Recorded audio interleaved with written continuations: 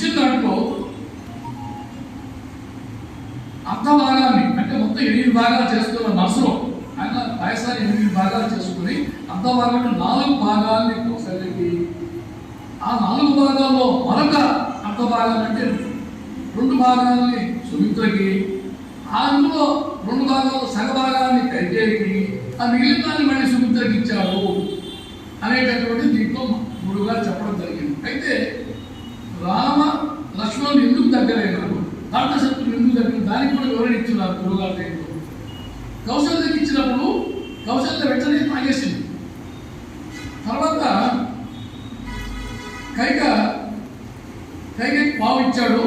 అర్ధ భాగం అంటే 2 భాగాలు 8 భాగాలు 4 వంతులు కౌశల్యకి ఇస్తే ఆ 4 2 భాగాలు సుమిత్రకి, మరొక భాగం కైకేయికి ఇచ్చాడు. అంటే కైకేయి ఈ విధంగా సుమిత్ర నాకు ఇచ్చిన 2 భాగాలు ఇస్తాడా, తోడుకోవడంలో మనస్తత్వం ఇక్కడ ఆమెకేమన్నా పెంచిస్తాడా తగ్గిస్తాడా ఆలోచిస్తూ కొంచెం